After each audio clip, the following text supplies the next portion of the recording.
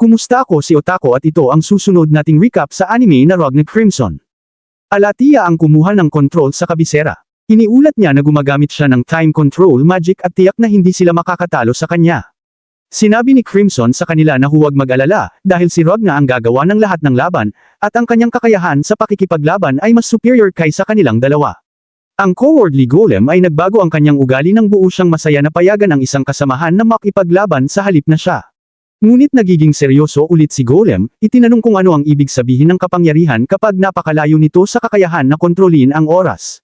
Sa bayan, si Rogue na ay naghihirap sa kanyang sariling iniisip habang ang kanyang isipan ay umiikot ng mabilis sa pagitan ng pagpigil o pag-atake kay Alatia.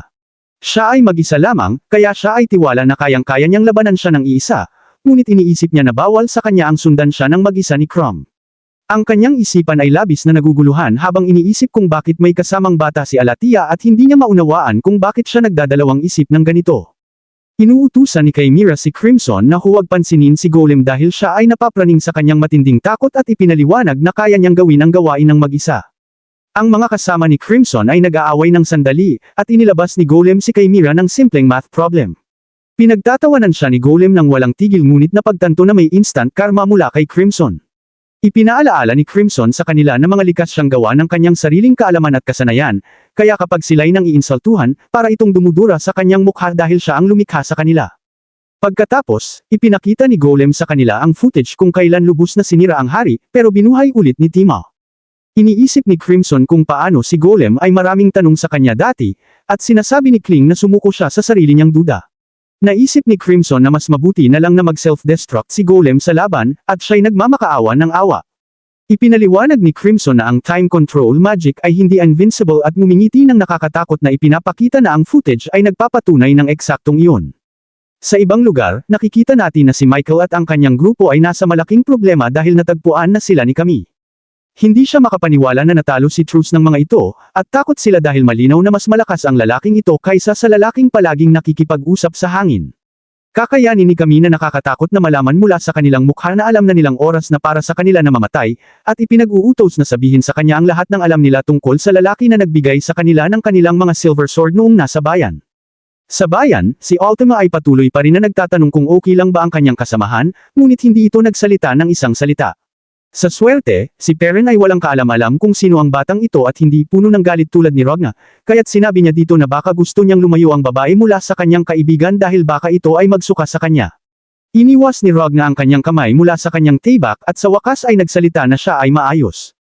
Nakayang kumalma ni Rogna ang kanyang sarili at nagpasya na siyang magtagpo sa Crimson para habulin si Alatia tulad ng plano. Si Tima ay nag-aayos na umalis at binigyan ng kredito ni Crimson ang kanyang munting kaibigan na slime dahil binigyan siya ng oras upang mag-isip ng maayos. Napansin ni Perrin na mabango ang babae, at sa kakaibang paraan ay nagtanong kung pwede niyang malasahan ang kanyang mukha. Itinigil siya ng batang kasama ni Alatia at sinabihan ito na dapat na lang nilang ituloy ang paghahanap sa kanyang mga magulang. Nagsisimula na naman ang galit ni Rogna at hindi niya napigilan ang sarili na tanungin siya kung bakit siya mabait sa maliit na batang iyon. Iniisip ni Ultima kung kailangan ba talaga niyang magkaroon ng rason para maging mabait sa isang tao, at si Rogna ay nagtagumpay na ayusin ang kanyang sarili upang makaalis roon. Iniwas siya ni Ultima, at itinanong kung nagtagpo na ba sila dati, ngunit sinabi ni Rogna na hindi pa. Siya ay malapit nang makalabas sa lubhang masalimuot na sitwasyon ngunit dumating si Neville dahil siya ay naghanap kay Tima. Ipinaliwanag niya na ang isa ay nalulungkot na iniwan siya, ngunit may iniisip pa siyang ibang bagay. Nais ni Neville malaman kung sino ang kausap niya, at tinukoy na parang dragon hunter siya. Handa na si Rogna sa laban. Ipinaliwanag ni Bala na siya ay isang simpleng tao na nagkasakit dahil sa paglabas sa publiko. Napagtanto ni Neville na may parehong sakit sila, at nagkaroon ng pagsusuka. Nagdesisyon silang maghanap ng mas mababaing lugar, at napagtanto na ang kanilang mga bagong kaibigan ay matagal nang nawala. Balik kay Crimson, nag-aaral sila lahat ng footage, at itinaas ni Chimera na hindi nakikita si Ultima sa silong ng kwarto hanggang sa isang partikular na bahagi. Ang dahilan kung bakit siya biglang nag-appear at nagbago ang kwarto ay dahil itinigil ang oras hanggang sa iyon. Ang tanong ay bakit niya pinili ang sandaling iyon para simulan ulit ang takbo ng oras. Inilantad ni Crimson na si Ultima ay nakita dahil ini-rewind lamang niya ang mga sugatang nagdulot sa kamatayan ng hari.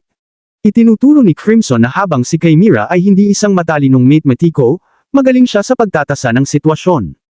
Inilahad ni Crimson na si Tima ay hindi pwedeng mag-pause at rewind ng oras ng sabay. Upang siya ay mag-rewind ng oras, kinakailangan niyang ibalik ang takbo nito. Sa lahat ng oras na siya ay nag-rewind, hindi niya ito pwedeng i-pause. Kaya naman, inilahad ni Crimson ang isang senaryo, kung kanilang ambushin at patayin si Ultima, automatikong gagamitin niya ang kanyang time control magic at i-rewind ang oras sa kanyang katawan patungo sa isang buhay na kalagayan. Ngunit hanggang sa oras na siya ay nag-rewind, hindi niya ito pwedeng i-pause. Ibig sabihin, bago niya ma-rewind ang oras sa kanyang katawan, kailangan lang ulit patayin ito. Pagkatapos, gagawin lang ito nila ng paulit-ulit, at darating ang punto na mauubusan siya ng magic at mamamatay. Inaasahan ni Crimson na si Ultimation ay tutugon ng mga atake na gumagamit ng kanyang napakalaking magic, ngunit inaasahan niya na kayang takpan ni Rogna ang mga counter-attacks nito para patayin siya. Naalala niya na sinabi ni Rogna sa kanya na natapos ang kanilang hinaharap si Ultimate, kaya sigurado siya na ito ang paraan na ginamit nila. Sinasabi ni Crimson kay Lucky na sigurado siya na si Rogna ay kayang talunin si Ultima ng one-on-one, kaya ang natitirang problema lang ay si Nebula at Broges. Hindi pwedeng payagan na makialam sila, kaya trabaho nila ito na Solace Union. Sa bayan, nagtatanong si Rogna kung talaga bang tama ang kanyang desisyon. Sigurado siya na ang kanyang future self ay hindi magdadalawang isip na labanan siya, ngunit hindi palaging maganda ang kanyang impulsiveness dahil siya ay patay na ngayon. Napagtanto ni Rigor na hindi siya katulad ng kanyang future self na namuhay ng buhay ng pagkakalumpo dahil hindi pa siya nawawalan ng sinuman. Kumpara sa kanyang future self, napagtanto ni Rogna na hindi siya ganun kagalit. Naririnig ni Rogna ang boses ni Crimson sa kanyang isip na sinasabing tama ang kanyang ginawa, at sinasabi niya sa kanya na ang kailangan lang niyang gawin ay makinig sa kanyang mga utos upang tiyakin na kanilang matapos ang lahat ng uri ng dragon. Si Rogna ay siguradong tama ang kanyang desisyon na lumisan, ngunit hindi niya maalis ang pangit na damdamin na nararamdaman niya. Ayaw siyang pansinin ni Perrin, dahil sinubukan niyang kunin ang atensyon ni Rogna sa buong panahon na iyon at sumakay sa kanyang ulo. Nais ni Rogna makipag-ugnay kay Crimson, kaya't iniluwa ni Perrin ang isang telepono. Sinabihan ni Rogna si Perrin na gamitin ang Puke phone para sabihin kay Crimson na nakita nila si Alatia, at namangha si Perrin sa kanyang biglaang pag-alis. Iniisip ni Crimson kung gaano kahalaga na hindi tiwalaan ng kanyang mga kasama ang isang bagong tao na hindi nagpapakita ng kahit na anong katapatan sa kanila. Ngunit hindi siya nababahala, dahil binigyan niya si Rogna ng mga subliminal na mensahe mula noong araw na unang nagkita sila. Siya ay tiyak na isang araw, kapag binigyan niya ito ng utos, ay walang habas na pupugutan ang sino mang gusto niya. Sa wakas, siya ay isang karaniwang tao lamang na may kapangyarihan na sobrang labas sa kanyang liga, kaya't magiging madali para sa kanya na gawing alipin si Rogna. Sa kasalukuyan, gumamit si Prue ng bar phone para sabihan si Crimson na si Rogna ay sumire sa halos lahat ng utos na ibinigay niya sa babaong tao. Sa ibang lugar, bumabalik si Ultima at ibinalik ang random na bata sa kanyang mga magulang at nagpasalamat sa kanyang kaibigang si Neville sa kanyang tulong. Ang munting Imo ay masaya na makatulong kay Tima sa isa niyang kamanghamanghang gawain ng kabaitan, ngunit siya ay mapagpakumbaba at hindi naniniwala na nararapat siyang ganito o karami ng kanyang papuri. Neville ay mabilis na ipinakikita na siya ang pinakamabait na tao na kilala niya, lalo na't siya ang nagligtas sa kanya nang wala ni isang tao ang magligtas. Ang bata ay nagsusuka ulit, at si Ultima ay nagpapasalamat sa kanya ng isa pang beses, ngayong oras para sa hindi pag-iisip na siya'y mabait para sa sariling dahilan. Sinusuri ni Neville na ang pamilya ng batang lalaki ay nasa listahan ng pag-aalis para sa araw na iyon, at si Tima ay masaya na marinig ito. Nakikita natin na si Rogna ay nakakita sa kanila at nagugulat sa kung gaano kasaya si Ultima na mamatay ang batang iyon at ang kanyang pamilya. Inuulit ni Nebula na kayang gawin niya ang mga tao sa loob ng kanyang baril na mawala ng walang sakit anuman, parang wala sila doon sa simula pa lang. Bukod dito, habang nasa loob sila ng baril, walang sinuman ang makaka-realize na sila ay nawala. Si Tima ay ipinapakita ang kanyang totoong kulay na masokista habang ipinapaliwanag niya na hindi maaaring takasan ang kamatayan, ngunit ang sakit at takot ay maaaring maramdaman. Ang kanyang kahibangan ay tunay na nag-aambon ngayon, dahil natutuwa siya na ang masayang mga tao ay maaaring manatiling masaya habang sila'y nawawasak. Patuloy na nakikinig si Rogna, ngunit mukhang malinaw na hindi niya kayang pigilin ang kanyang galit ng mas matagal pa. Natutuklasan natin na si Ultima ang responsable sa pampublikong pagpapakita ng pagsusunog sa mga dragon. Plano niyang gawin ito ng ilang beses pa dahil ito'y magandang paraan upang bigyan ng mga tao ng katahimikan ng isip. Siya'y nagugulat na makita si Rogna na nagsasabing gusto niyang magrido. Noon, hindi siya umiiwas sa laban upang manatiling kalmado. Natatakot lang siya. Natatakot sa kanyang kakaibang kalikasan, takot sa kanyang sarili, at sa hindi pagiging magaling na magamit ng maayos ang kapangyarihan na ipinagkatiwala sa kanya. Natanto niya na hindi tungkol sa kung tama o mali ang kanyang desisyon, niloloko lang niya ang kanyang sarili at nagpapanggap na kalmado sa pamamagitan ng pag-atres. Ito ang tunay na dahilan kung bakit siya naduduwal, ang kanyang galit at ang kanyang ipinapakita na determinasyon, siya ay tunay na ikinakahiya sa kanyang sarili. Si Ultima ay lubos na nawawala na sa puntong ito, na wala ni isang ideya kung ano ang ibig sabihin niya, ngunit nakikita niya na may mali kay Neville. Nagtataka siya kung bakit siya tahimik na ganoon, at ikinagulat na makita na ang kanyang katawan ay unti-unti nang natutunaw. Si Rhaegar ay humihingi ng paumanhin kay Crimson sa kanyang isip. Alam niyang marahil ay iniisip niya ang isang magaling na plano upang habulin si Alatia, ngunit sisirain niya ito ngayon. Alam ni Ragnar na kung hindi niya hahamunin si Ultima sa oras na ito, ang kanyang sumpa at determinasyon na patayin ang lahat ng mga dragon ay walang halaga. Napagtanto ni Ultima ngayon na si Ragnar ay ang kanyang kaaway. Nag-uumpisa siyang magbabala tungkol sa kung ano ang darating, ngunit siya ay ikinagulat nang siya ay agad na putulin ni Ragnar. Si Timo ay bumalik sa kanyang katawan, ngunit agad na inatake ulit ni Ragnar ng walang kapantayang lakas, na ikinagulat ng lahat ng makakaramdam nito.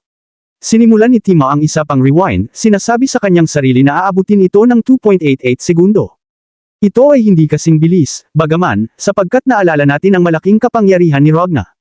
Binabalikan niya ito ngunit sinasabi sa kanyang sarili na siya ay nakakaranas ng malupit na pagkabawas ng kakayahang kognitibo dahil sa kakulangan ng utak. Hindi niya magawang ipahayag ang lungkot na nararamdaman niya. Kaya't automatic na napagpasyahan ni Timo na mag-counterattack na may layuning durugan ang kanyang kalaban hanggang sa kamatayan. Hindi pinapayagan ni Ragnar ito at sinasabi sa kanya na pwede siyang mag-rewind kahit ilang beses niya gustuhin. Pagkatapos, lumikha si Ragnar ng maraming espada na sumusugat sa kanyang katawan, at naiwang isang malaking kaguluhan. Sinasabi niya sa kanya na dahil sa kanyang pagmamahal sa pagiging mabait sa mga tao, ang pinakamabait na magagawa niya para sa kanila ay ang mamatay. Pagkatapos ay nakikita natin ang isang tanawin pabalik sa hinaharap pagkatapos na tusukin si Ragnar ng tibak ni Timothy na nagiging mga dragon ang mga tao. Parang nasusunog mula sa loob ang kanyang katawan, at iniisip niya kung paano nawala ang lahat ng kanyang iniintindi. Iniisip ni Ragnar si Leo sandali at natagpuan ang lakas na kumilos para sa kanyang tibak. Sinubukan siyang atakihin ni Troas, ngunit igilan siya ni Kami, at nakita natin na ginamit ni Ragnar ang kanyang tibak para tapusin ang kanyang sarili. Lahat ay nagugulat habang sinasabi ni Ragnar na ang kanyang buhay ay walang kabuluhan, ngunit sa huli, hindi niya hahayaan na mangyari ang nais ng iba. Patay si Ragnar, ngunit hindi maunawaan ng mga dragon kung bakit hindi niya nais na tanggapin ang kaligtasan ni Ultima. Si Alatia ay napagpasyahan na siya'y nagkamali lamang, at hindi itinadhanang sumali si Ragnar sa kanilang lahi. Gusto malaman ni Troas kung bakit itinigil siya ni Kami sa pagsalakay kay Ragnar, ngunit ang taong ito ay nagsasabi lamang na nais niyang tamasahin ang palabas. Sinasabi ni Ultima kay Troas na ibalik ang lahat gamit ang kanyang hangin, at ang lahat ay nagkukunwari na parang hindi nila inaalis ang buong bansa sa pagpapakita kung gaano ito nakakatuwa na nahihiya si Troas kapag nagsasalita kay Ala. Nagpapakita ulit ng kahibangan si Ultima ngayon habang ipinapakita niya na dala na nila ang daigdig ng isang hakbang mas malapit sa kung ano ang nais ng kanilang Diyos. Pinapaabot niya ang pasasalamat ng lahat para sa lahat ng mga nawalan ng buhay, at nagpapalam siya kay Ragnar. Pagkatapos nilang umalis, si Perrin at isang tila ibang hitsura ng golem ang dumating. Sinasabi ni Perrin na nakakita siya ng kalakal, ngunit dumating si Crimson upang ipaliwanag na siya ang magpapasya kung ano ang kalakal. Siya ay tila hindi kilala si Ragnar sa puntong ito sa hinaharap, ngunit namangha siya sa nakita niyang nagawa nito. Ipinatigil ng estranghero ang kanyang sariling puso at itinigil ang sarili mula sa pagiging miyembro ng Dragon Bloodline. Hindi makapaniwala si Crimson na ang isang tao na binigyan ng dugo ng dragon ay nakakatanggi sa kanyang kontrol at sinabihan si Golem na dalhin siya sa kanilang kasama. Iniisip ni Golem kung balak niyang gawan siya ng autopsy, ngunit ikinagulat sila nang ipakita niya na plano niyang buhayin siya pabalik sa kasalukuyan.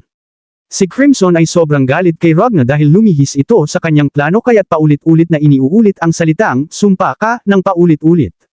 Napakababa ng tsansa na makatagpo siya si Ultima kaya't nagsisimula siyang magduda kung siya ba'y sumpa.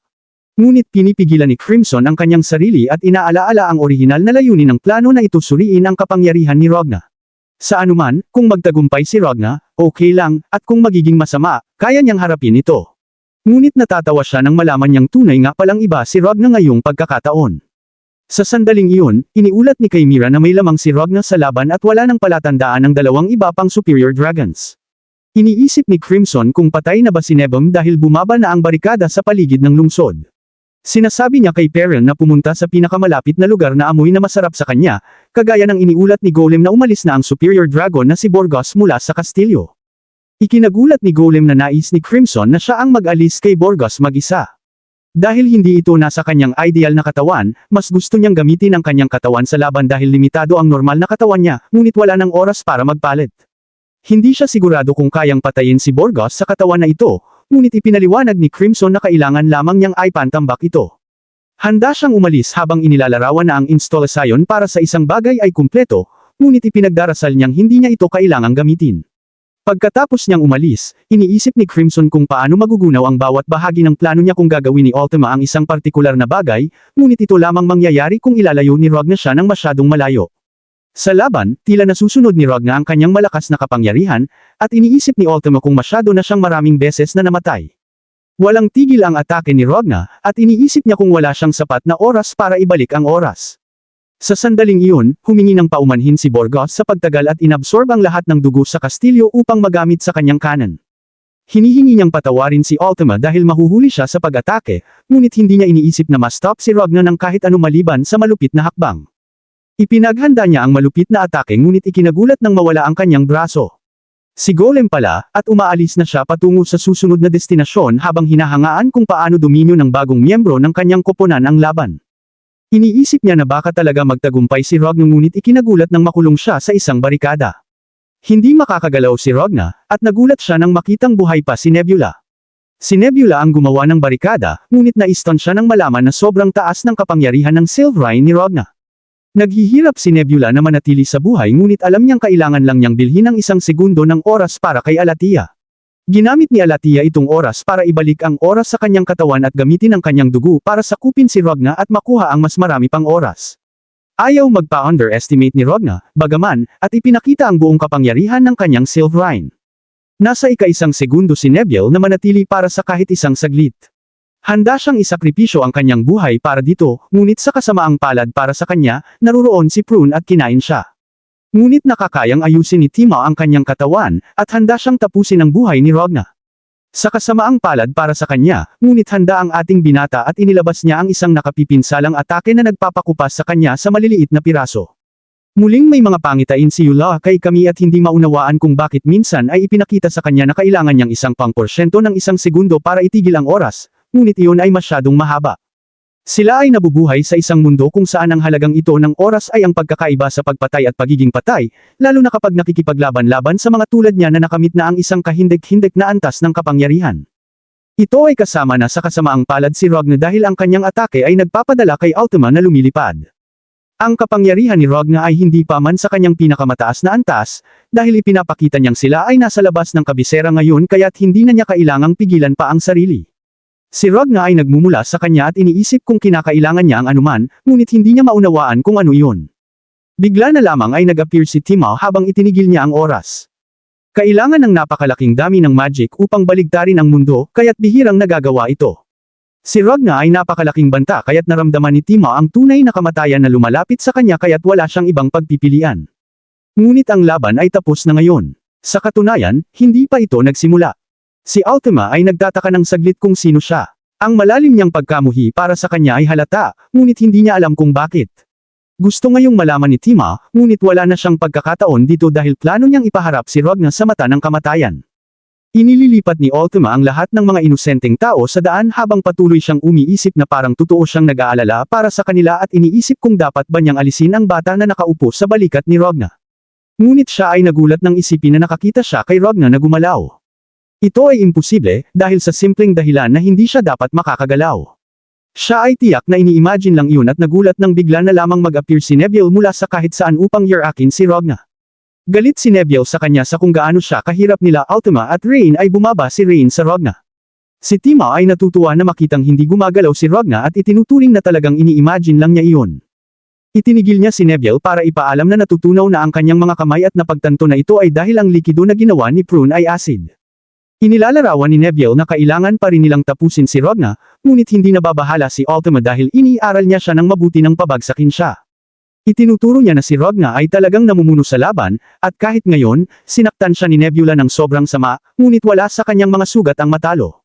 Para bang ang katawan ni Anne mismo ay isang pilak na tibak.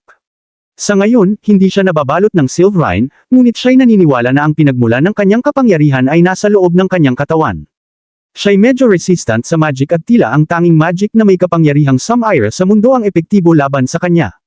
Ang mga dragon ay nalalabuan ng sikat ng araw kaya't anuman ang gawin nila ngayon ay hindi magtatrabaho, at kinakailangan nilang mag-isip ng ibang paraan. Sinasabi niya kay Burgess na makipag-ugnayan sa isang individual na kanyang pinahintulutan na kumilos sa mundong ito na nababackfreeze. Si Nebula at Burgess ay dalawa sa kanila, at ang pangatlo ay si Haring Lei.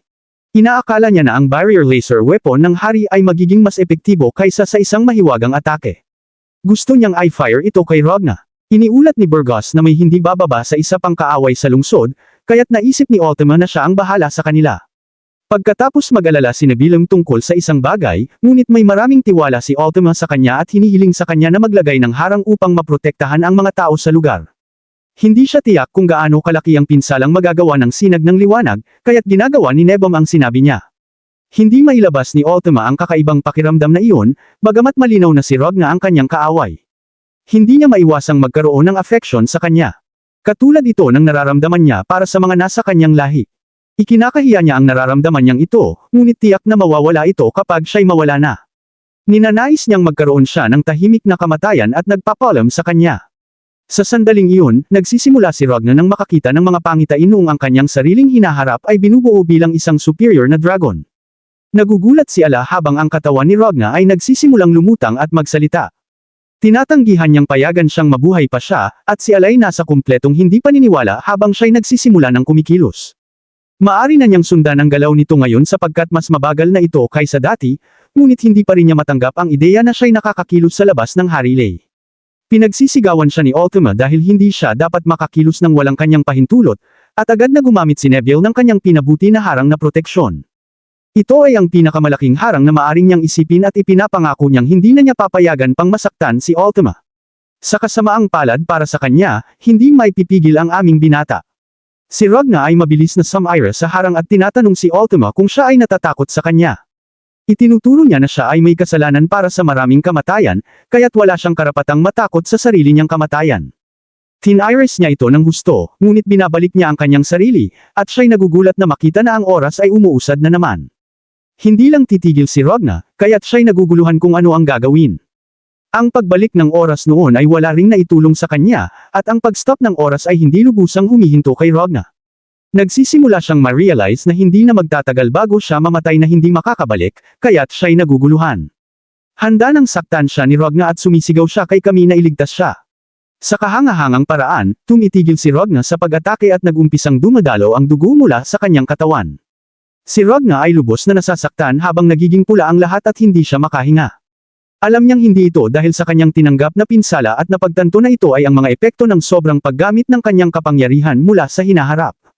Hindi na makakagalaw si Rogna sa kanyang katawan kaya't siya'y napapahiga. Inialala ni Burgess si Nebula na kailangang protektahan si Ultima kaya't agad niyang inilayo ito kay Rogna. Isinuwi ni Burgess ang King's Light Beam ng direkta kay Rogna na nagdudulot ng matinding pinsala. Nagtataka si Burgess kung napapatay na nila si Rogna, ngunit iniulat ni Nebula na hindi pa. Mas masama pa, lumitaw ang mga bagong kaaway. Kinatatakutan ni Burgess na baka may mas maraming kaaway kaya't sinasabi niya kay Ultima na itigil ang oras, ngunit sobra siyang takot para kahit sumagot. Ang mga kaaway na ito na kanilang tinutukoy ay si Crimson at ang kanyang mga alipores. Galit si Crimson na lumabag si Rogna sa kanyang utos at iniisip kung ano ang dapat niyang gawin sa mga superior dragons. Salamat sa panunood ng aking recap, mag-subscribe at i-ring ang notification bell para sa mga susunod na bahagi.